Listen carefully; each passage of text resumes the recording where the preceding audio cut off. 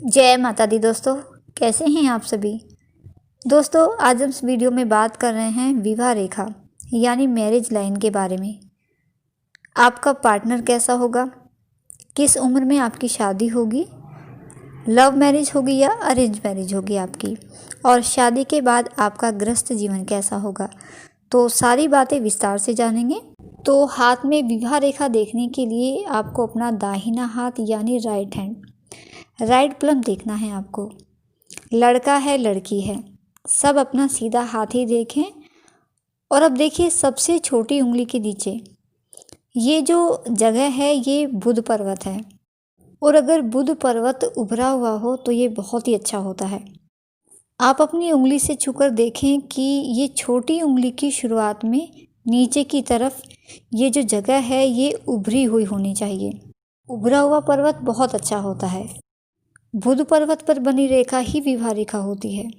बुध पर्वत के नीचे ये जो रेखा है ये हृदय रेखा है, और विवाह रेखा जितनी हृदय रेखा के पास होगी उतनी ही जल्दी व्यक्ति की शादी होगी। अगर ये हृदय रेखा के बिल्कुल पास है तो 18 से 24 साल के बीच में आपकी शादी होगी, और अगर ये आगे बढ़ जाए तो फिर 25 से 30 साल के बीच, और जितना ये रेखा छोटी उंगली की तरफ जाती जाएगी उतनी ही देरी से व्यक्ति का विवाह होगा। तो इस तरह आप शादी की उम्र जान सकते हैं विवाह रेखा को देखकर। कई बार बुध पर्वत पर बहुत सी रेखाएं होती हैं, लेकिन इसका मतलब ये नहीं है कि उतनी शादी होगी आपकी। इसमें जो रेखा सबसे गहरी और लंबी है वही विवाह रेखा है, यानी जो अन्य हल्की रेखाएं हैं वो व्यक्ति के प्रेम संबंधों को दर्शाती है। हाँ, अगर दो रेखाएं हैं और दोनों ही गहरी हैं और एक समान लंबाई में हैं तब दो शादी के योग भी बन सकते हैं, लेकिन गहरा प्रेम संबंध शादी के बाद भी बना रहेगा। इसके लिए हाथ की ओर रेखाओं को भी देखेंगे, तभी इसे स्पष्ट रूप से बता पाएंगे। अगर विवाह रेखा एक हो गहरी तो ये सबसे अच्छी स्थिति होती है। ऐसा व्यक्ति का वैवाहिक जीवन बहुत अधिक सुखी होता है, उसे अच्छा पार्टनर मिलता है। अगर विवाह रेखा के पास एक और छोटी सी लाइन हो, बहुत हल्की सी एक अन्य रेखा है, तो ऐसे लोग बहुत ही अधिक इमोशनल होते हैं, ज़रा सी बात पर रो देने वाले होते हैं, और बहुत प्यार भरा होता है ऐसे लोगों के मन में।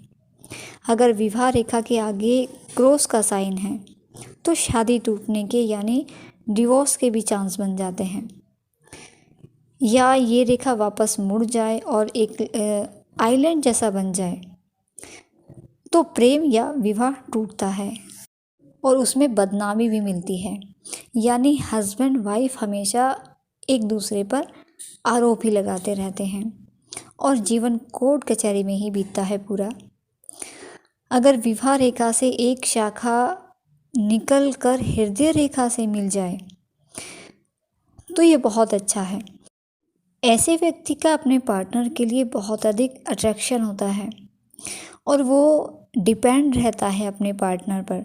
लेकिन अगर ये रेखा काफ़ी आगे जाकर बढ़ जाए तब व्यक्ति का संबंध अपने पति या पत्नी के अलावा किसी और से भी बनेगा। अगर मैरिज लाइन कई रेखाओं में बढ़ जाए तो बहुत सी परेशानी इंसान को अपने जीवन में देखनी पड़ती हैं। अपने विवाह को लेकर या तो कई बार रिश्ता होकर टूट जाता है, या फिर विवाह के बाद भी लड़ाई झगड़े चलते रहते हैं। और अगर मैरिज लाइन छोटी उंगली की तरफ बढ़ जाए तो ऐसा व्यक्ति कभी भी विवाह नहीं करता। और अगर विवाह रेखा मस्तिष्क रेखा को छू ले तो इंसान अपने पार्टनर की हत्या तक कर सकता है, यानी उनके संबंध इतने कड़वे हो जाते हैं कि वो पार्टनर को हर हद तक नुकसान पहुंचाने की सोचता रहता है। अगर विवाह रेखा बिल्कुल एक्स के साइन में आ जाए या कोई सीधी रेखा उसे काट दे तब भी विवाह में परेशानी होती है। अगर मैरिज लाइन सूर्य पर्वत तक आ जाए तो बहुत ही अच्छा, बहुत अमीर व्यक्ति आपका पार्टनर होगा। अगर लड़के के हाथ में ये लाइन है तो उसकी वाइफ बहुत अच्छे घर की होगी, किसी बड़ी पोस्ट पर अधिकारी होगी, और अगर लड़की के हाथ में ये रेखा है, ये लाइन है, तो उसका जो पति होगा वो बहुत ही प्रतिभाशाली व्यक्ति होगा। अगर विवाह रेखा हृदय रेखा की तरफ झुक जाए तो ऐसा व्यक्ति बहुत ही डोमिनेटेड होगा, हावी रहेगा अपने पार्टनर पर, कभी भी अपने पार्टनर का सम्मान नहीं करेगा और बहुत ही चांस होते हैं कि ऐसे लोगों के पार्टनर की डेथ उनसे पहले होती है।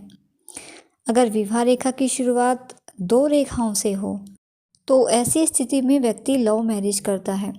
ऐसी स्थिति में आपका पार्टनर आपके अलग धर्म का होगा, अलग जाति का होगा या बिल्कुल अलग परिवेश से होगा, लेकिन धीरे धीरे आपके बीच इतना प्यार हो जाएगा कि आप अपना वैवाहिक जीवन इतना अच्छा बिताओगे। अगर विवाह रेखा स्पष्ट है और हृदय रेखा 2 भागों में बटी है तो व्यक्ति लव मैरिज करता है।